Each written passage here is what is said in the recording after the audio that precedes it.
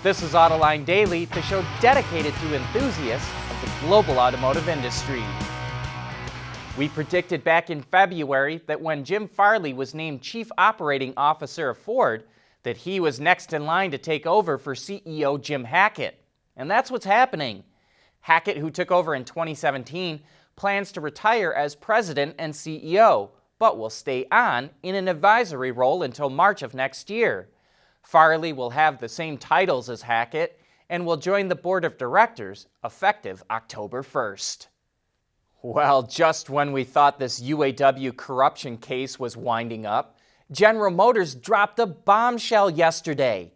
It accused 3 former UAW presidents of taking bribes directly from Fiat Chrysler automobiles. It says those presidents, another UAW vice president, and one of GM's own executives stashed the money in secret overseas bank accounts. Up till now, we thought that UAW executives were just stealing money from training centers, not getting bribes directly from FCA. GM says it only just found out about those bank accounts and was asking that the court reinstate its case, which a district court judge had recently dismissed. GM accuses FCA of planting moles at the highest levels of the company to steal information. It also accuses FCA of getting UAW VP Joe Ashton nominated to GM's board of directors and getting its own labor negotiator, Alphonse Acciabelli, onto GM's labor staff.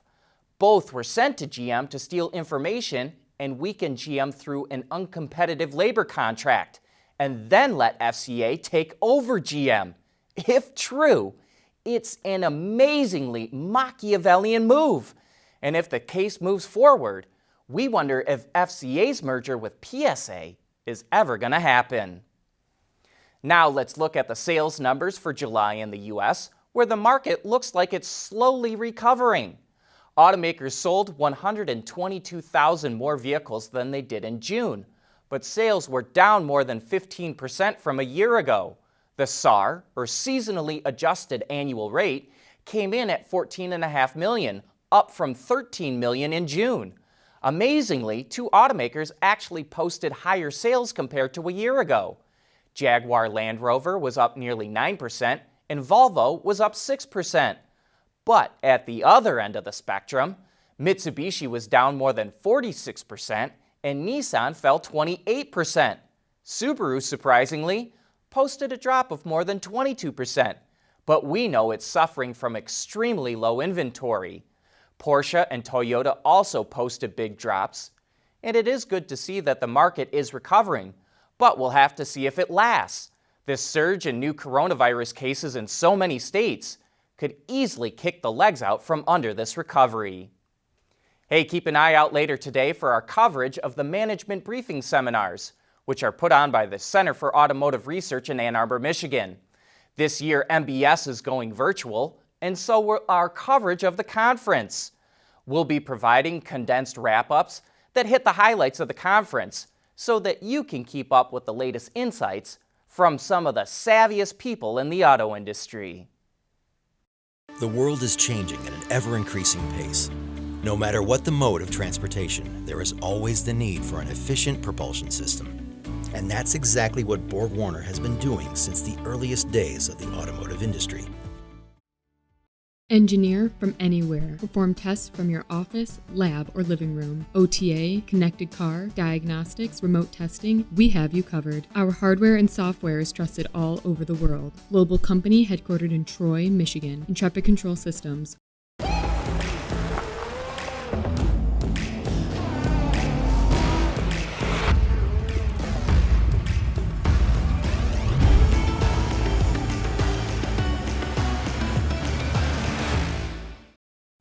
Say, what is it with companies using reverse mergers to go public?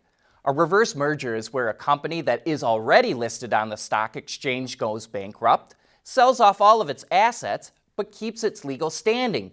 And then a company that wants to go public merges with the bankrupt company. We first reported about this in June when we had Nikola founder Trevor Milton on Autoline After Hours. Since that time, we've seen Fisker, Velodyne, bus maker Proterra, and now Lordstown Motors all use reverse mergers to go public. While it may seem like these companies jumped on the bandwagon after seeing Nikola generate billions of dollars despite not selling a single vehicle. But that's actually not the case. A reverse merger can take around 2 years to finalize, which means those other deals were already in the works. The most recent one with Lordstown values the electric truck maker at $1.6 billion, and we'll see it trade on the NASDAQ under the ticker symbol RIDE. Here's something interesting. Nissan recently opened an exhibition space in Japan that it hopes will show how the automaker is moving people toward a better world. It features a cafe that operates on renewable power, as well as virtual experiences in Formula E race cars and the all-new Aria EV.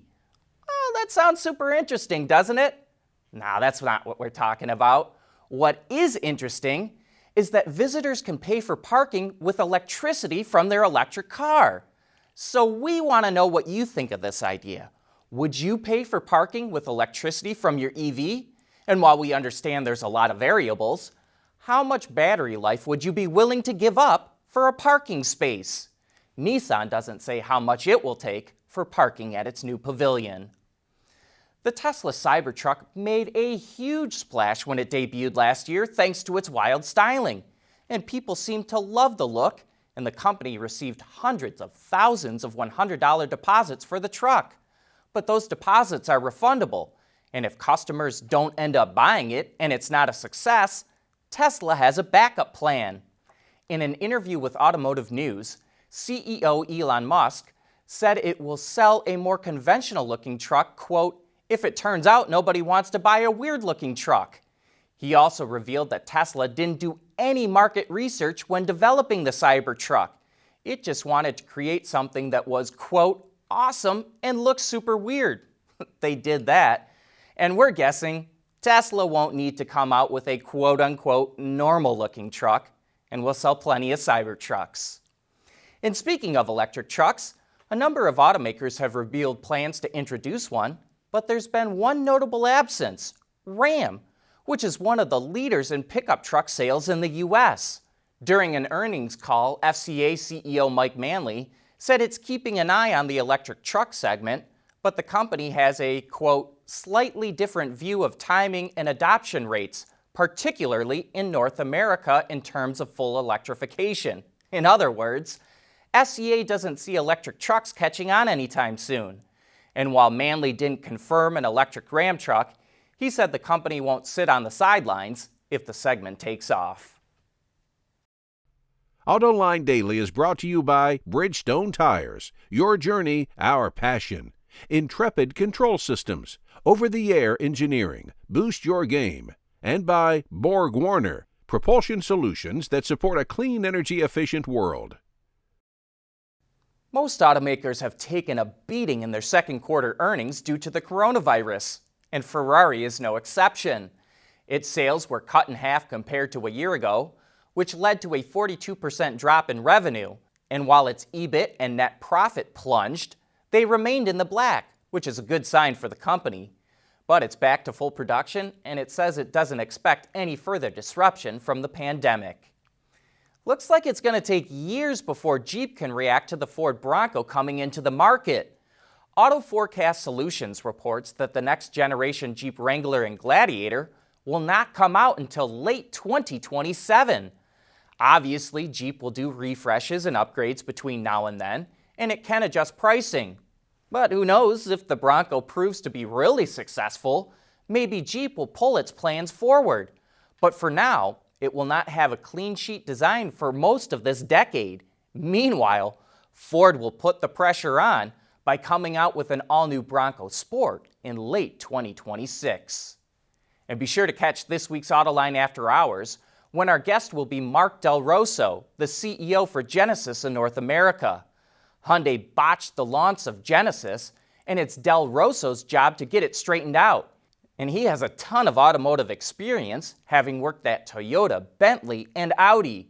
So we invite you to join us to learn how he is going to rebuild Genesis in the American market. That wraps up today's show. Thanks for watching. We'll see you again tomorrow.